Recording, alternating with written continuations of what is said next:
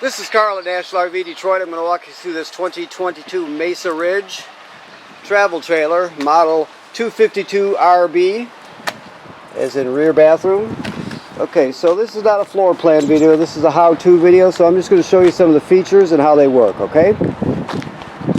Starting here in the door side rear, you can see you have a power awning with LED strip. Power stabilizers, the switch is on the other side. I'll show you that when we get over there.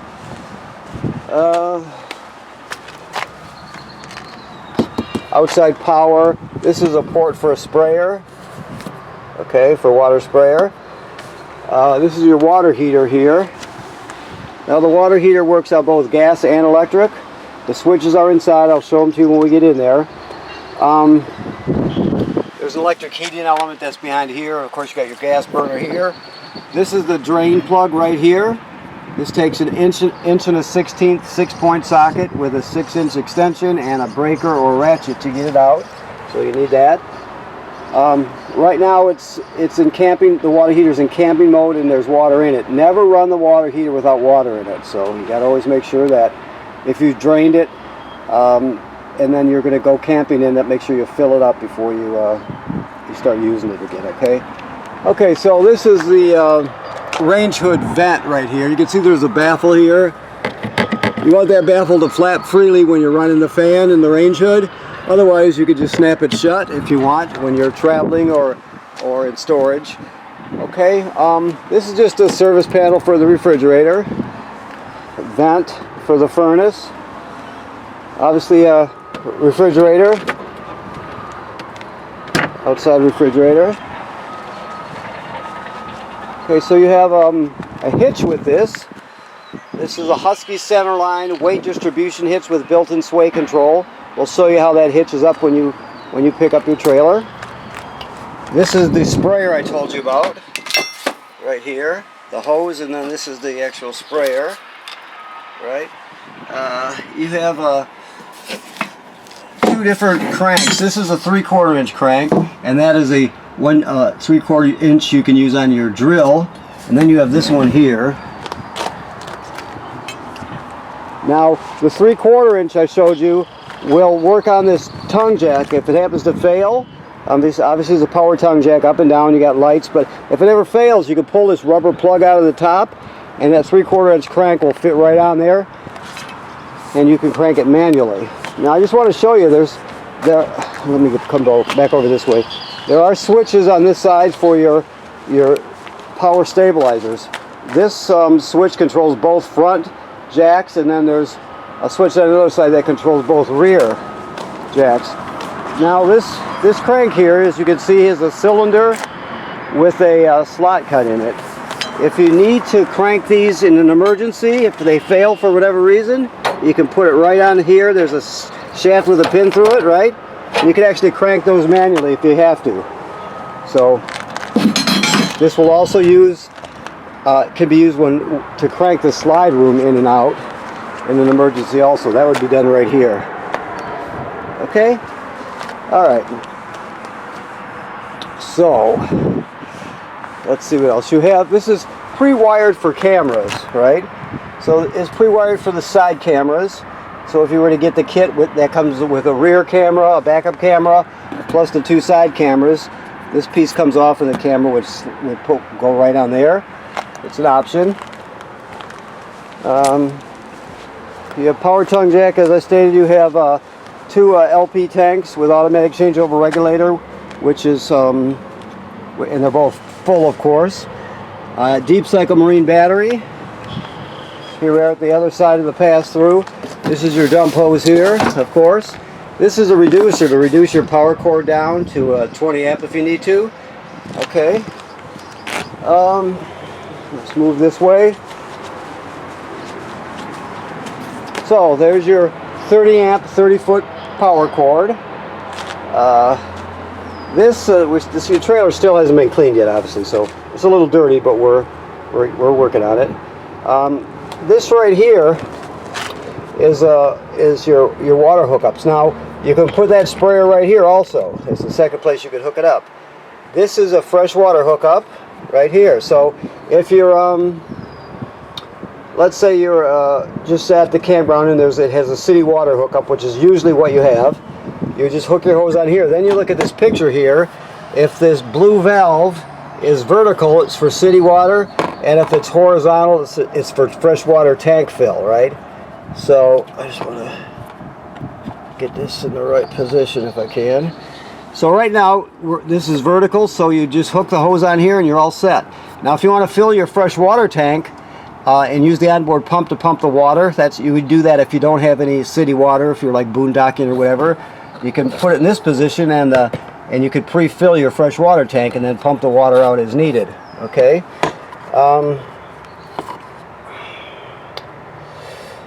This is your black tank flush right here. So after you dump your tanks here, your gray and your black tanks, right? You leave the black tank valve open, and then you would put the hose at the dump station right on here, turn it on, and you'll spray the inside of your black tank out, flush it out, clean off the sensors, that sort of thing. So that's the black tank flush. Never run it unless you have the black tank valve open. You don't want too much pressure to build up. Okay? All right. And there's the housing for the backup camera. It's Furrion camera. Okay, you can. It's pre-wired, like I said, so you could add that if you choose to. Now you have a ladder, which makes it very easy to inspect the roof. The manufacturer states you should inspect the roof every 60 days. So if you go up there or have somebody go up there, you look at the sealant down the roof, make sure there's no cracking or separation where water could get through. You look at the roofing material and attachments, make sure they weren't damaged by low branches or road debris, anything like that. Inspecting your roof should be part of your regular maintenance, so just make sure you keep after it. Odds are you won't have to do anything for a long time, but that's why you inspect it, just to stay ahead of things in case there's an issue. Okay? And of course, this is a quick connect for the LP system, and you could connect a grill or a griddle there. Now if you ever purchase an appliance like a griddle or a grill for this, make sure you get the one with the proper pressure for this system. You know, this is a low pressure system, so you can't use a regular grill like a barbecue grill. You can't do that because the pressure is regulated down in this trailer. So keep that in mind. All right, so here we are inside. So your awning, your power awning, retract and extend like so. So never leave the awning out unattended. Always roll it in when you're not at the campsite. Of course, this is for your slide room here. Interior and exterior lights. The water pump I told you about is right here. So you use that water pump if you're pumping fresh water out of a water tank, if you don't have city water. You also use that to winterize the trailer. To light your water heater on gas, you do this. There's the fault light there. And to turn on electric, you do this. Never run it without water in it. Okay, your battery's charged, black tank, gray tank, so on and so forth. Fresh water tank. You can see it graduates up in 1/3 increments there. So, okay. Keys are right here. These are your, obviously, sink covers here. Sorry about my camera work, but okay. So when it comes to your range, first of all, the range hood is right here. That's the fan, that's the light, of course. Remember I told you about the baffle on the outside. If you can run the fan, make sure the baffle is open so it can vent through the outside. Your microwave works like any other microwave. When it comes to your range, you have 3 burners and 3 knobs, right? But then you have this one, which is a sparker. You turn this clockwise to spark it, and this one is for the oven. So you just go like this. It's that simple. When it comes to the oven, it's a little different. You have a pilot light down at the bottom all the way to the back. You might be able to see it if I do that.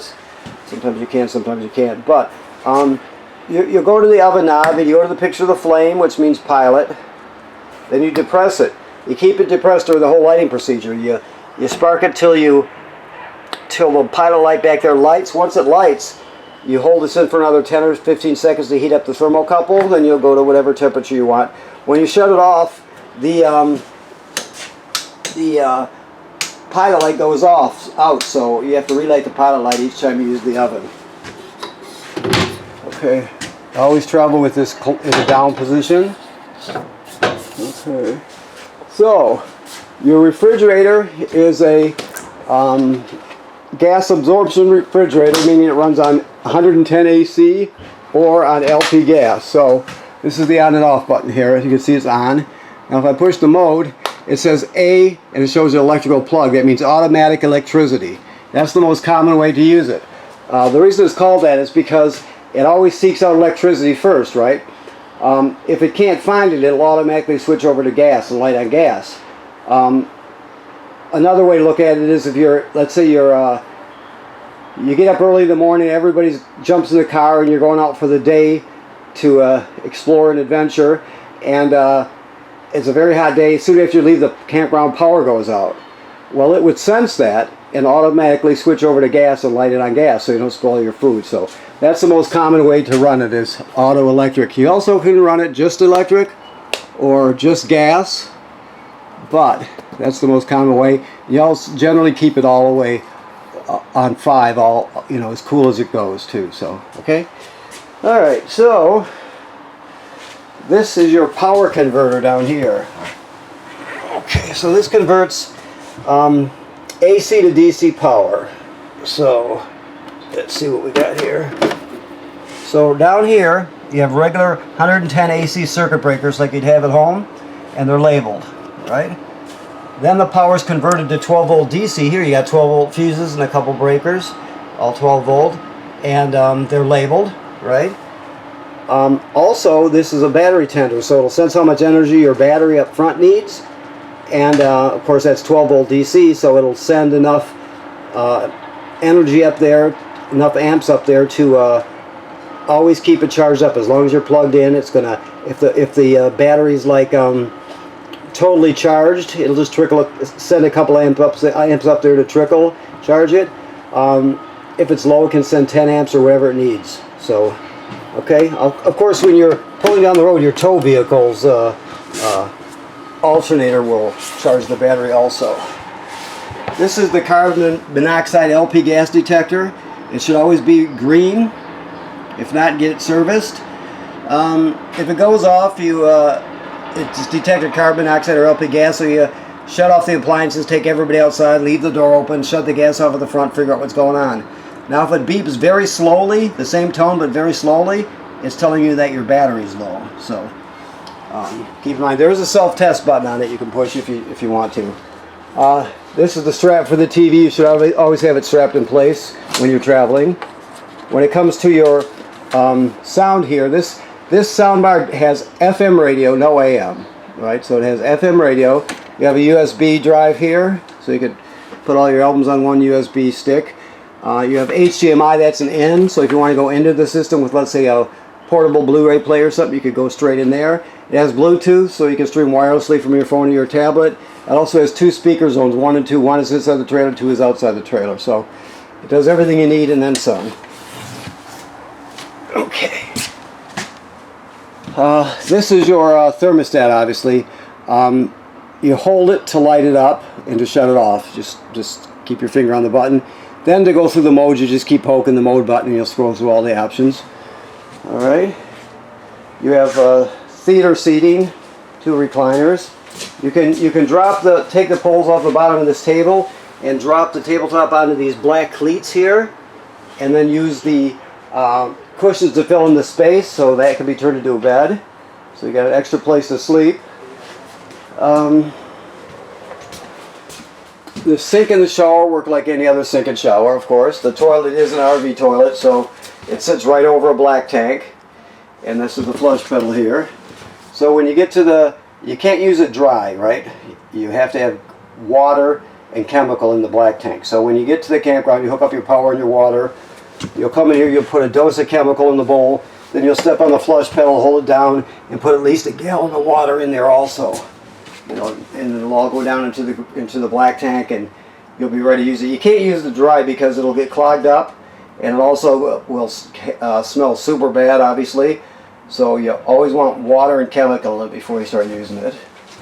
This is just some space here. storage. You got some what do you call it? Some hanging wardrobe space. This is a GFCI plug here. All the plugs in the trailer are wired through a GFCI. Keep that in mind. And then you have just room for storage and whatever you need. Okay. All right. So we'll move forward. We got the bed up right now. But there's some storage under here, as you can see. This one side has drawers. This is regular storage. As you can see, that looks to be the bedspread, I would guess. But this, well, let's do this first. The escape window works like this. You push it all the way through. Then you grab a hold of the red tab and pull the screen out. You can escape through there in an emergency. You have another TV hookup here. Keep in mind that you see how it's glowing green? There's a button next to it. You could shut it off if you wanted to, but you want that LED glowing green because that's the signal booster for the digital antenna. So keep that in mind. You got a backing plate here. You hook your TV up here, and there's your power. So you could put a TV in here. Use a swing out bracket so you can see it from when you're laying down. Let me put this in the down position here if I can. There we go. So, some more storage. You have a nice size closet here. Something you don't normally have in a trailer, so you got lots of storage space. This is telling us that this is pre-wired for this. You can wire it for cellular, for 4G, but most people, if they purchase this option, they would use the public Wi-Fi option. You can scan the code here and look at the options for it. Basically, if you get it, it would have an antenna on the roof, right, which is right above here. There's a port on the roof to hook an antenna up. Then there would be a box about, maybe 8-10 inches square that sits right up here, which is a router. So all your phones and tablets would hook to the router, and then somebody would go in the browser, would type in the address of the Wi-Fi ranger, or not Wi-Fi ranger, but the router itself, and you'd be able to pick out public Wi-Fi, campground Wi-Fi, and hook up to it. So it's just a really good signal booster, that's all. So that's an option if you're interested, along with the cameras, of course. Okay. Alrighty, let me look around here, see if I forgot anything. I think we've got it. Yes, yes. Okay. Alright, I want to thank you for purchasing your trailer here at National RV Detroit. Please remember what I said about inspecting the roof. That should be part of your regular maintenance. Also, right now this trailer is in camping mode. So the antifreeze has been purged from the system and replaced with fresh water. The water heater is now in camping mode, so the valves have been put into camping mode, and the water heater tank is full. So you're all set. Never run the water heater without water in the tank. Okay? Thank you.